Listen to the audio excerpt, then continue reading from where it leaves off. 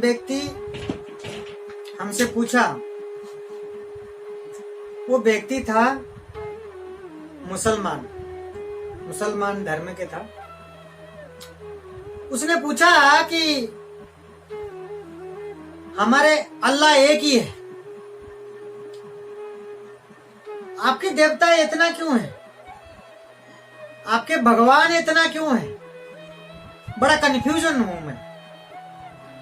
मैंने कहा किसने कहा? बोले सब भगवान आपके मंदिर सब अलग अलग क्यों है, इतने भगवान क्यों? मैंने उनको समझाया कि हमारे भी भगवान एक ही है। अभी भी हमारे हिंदू जो लोग हैं अभी भी समझ नहीं पाते हैं, सारे अलग अलग मानते हो। ये कंफ्यूजन क्यों है? क्यों नहीं समझ पाते हो आप अपने धर्म को? मैंने उस व्यक्ति को कहा कि हमारे भी भगवान एक ही है। वो कैसे? उस व्यक्ति ने कहा कि कैसे?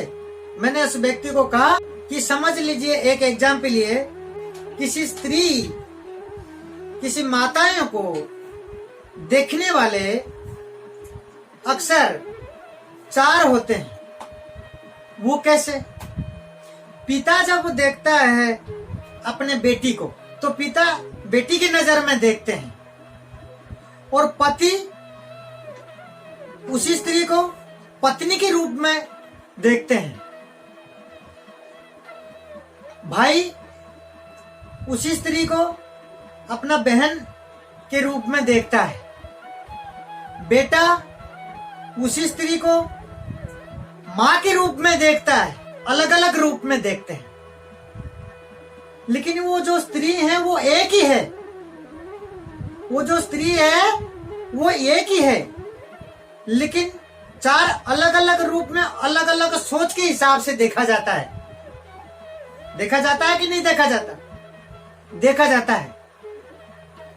तो इसी प्रकार हमारे भगवान श्री राम, हमारे भगवान श्री कृष्ण, हमारे भगवान जगन्नाथ महाप्रभु सब एक ही है। जितना भी हमारे विष्णु तत्व, विष्णु के अवतार हैं, सब हमारे एक ही है।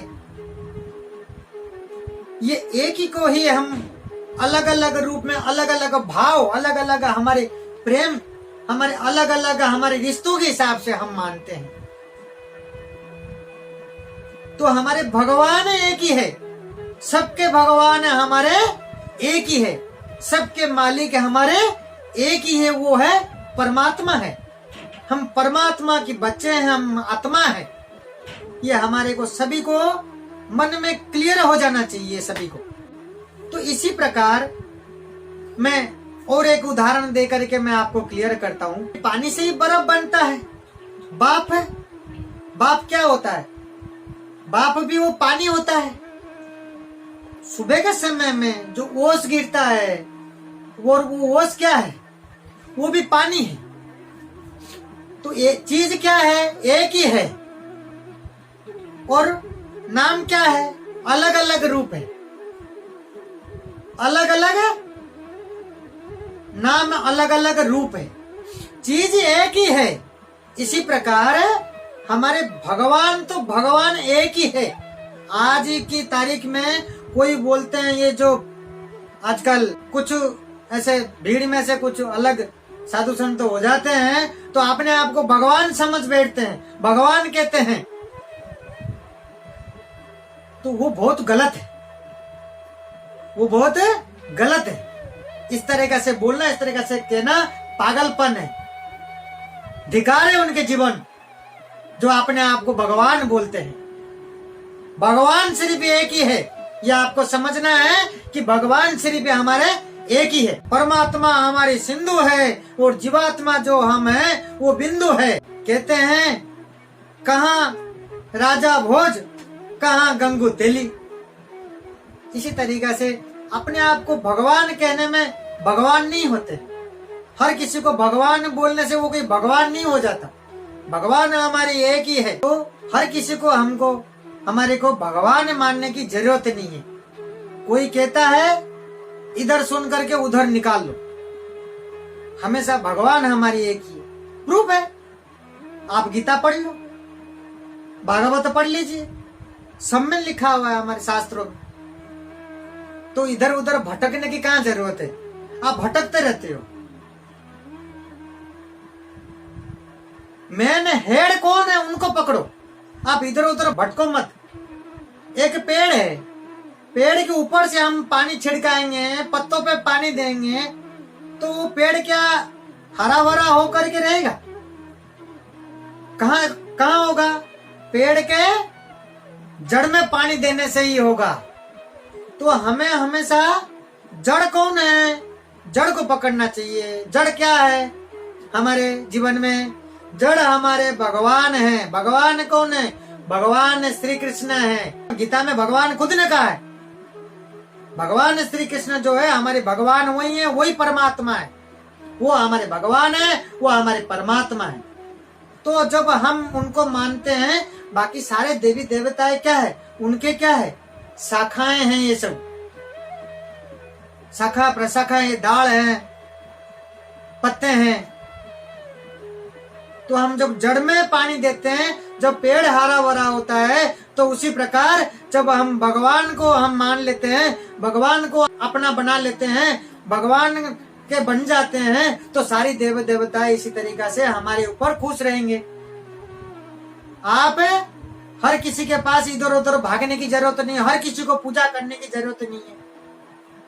आप मेन को पकड़ लो, हेड कौन है उनको पकड़ो, उनके बन जाओ, उनके भक्त बन जाओ, उनके सेवक बन जाओ, उनके डिवोटी बन जाओ। सभी का मालिक तो वही है।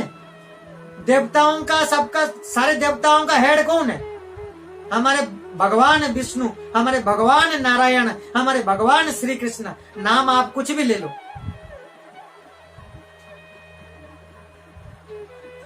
तो इसी प्रकार हमें भी मेन हेड को ही पकड़ लेनी चाहिए। तो इससे हमारे आगे की जो जीवन है, हमारे मार्ग खुल जाएंगे, हमें जीवन में आनंद ही आनंद मिलेगा। हमारे रुका हुआ काम, हमारे रुका हुआ मार्ग सब खुल जाएंगे। आज जीवन में उतार के देख लीजिए, जीवन में करके एक बार मौका दे करके देखे तो सही, किस प्रकार आपके जीवन बदलता है। भगवान खुद कहते हैं, जब आप परेशान हो जीवन में, जब आप तकलीफ हो, जब आपके जीवन में दुख है, भगवान खुद कहते हैं, जिस परिस्थिति में जैसा वो मेरी शरण में आ जा, मेरी शरण में ले ले। भगवान के नाम ले, भगवान के नाम जपो। पहला श्लोक भगवान ने गीता में कह दिया। फिर कहां इधर उधर आप भटकते हो? सब कुछ आपके इसी बुद्धि विचार सोच विचार में ही है। सिर्फ आपको सोचने की देर है। आपकी मार्ग ऐसे खुलेंगे आपके जीवन में, आपके ऐसा आपको जीवन में आनंद मिलेगा, आप सोच नहीं सकते।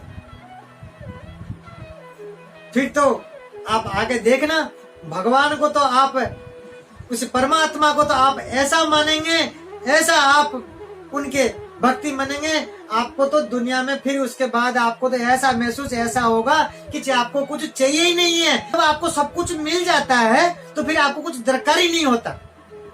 किसी बड़े व्यक्ति के पास है क्या होता है? उसके पास सब कुछ होता है। जब धन होता है वो सब कुछ खरीद सकता है, तो उसको क्या रिक्वायरमेंट होती है? कुछ भी रिक्वायरमेंट होता ही नहीं। उसी प्रकार जब आपको वो चीज मिलेगा तो आपको किसी चीज की जरूरत ही नहीं होगा। आप ऐसा महसूस करेंगे कि मेरे पास सब कुछ है, मुझे कुछ जरूरत ही नहीं है। आप किसके पीछे भागते हो? खुशी और आनंद, आपको शांति मिले, सुकून मिले, उसके पीछे भाग। जब वो मिल जाएगा तो आपको किस चीज की रिक्वायरमेंट होगा? जैसे आपको भूख लगी, आपको अच्छे पकवान, अच्छे प्रसादम आपको मिलता है, आप अच्छे से खा लेते हो, अच्छे से प्रसाद पा लेते हो, आपका पेट भर के फूल हो जाती है। उसके बाद कितना भी कोई खाना दे दे, कोई भी अच्छे पकवान दे दे, प्रसादम दे दे, आप क्या कहेंगे? मना करेंगे कि और इच्छा ही नहीं है, मेरा मन ही नहीं है और खाने के लिए। इसी प्रकार आपके जीवन में भी होगा, इसी प्रकार आपके जीवन में होने लगेगा।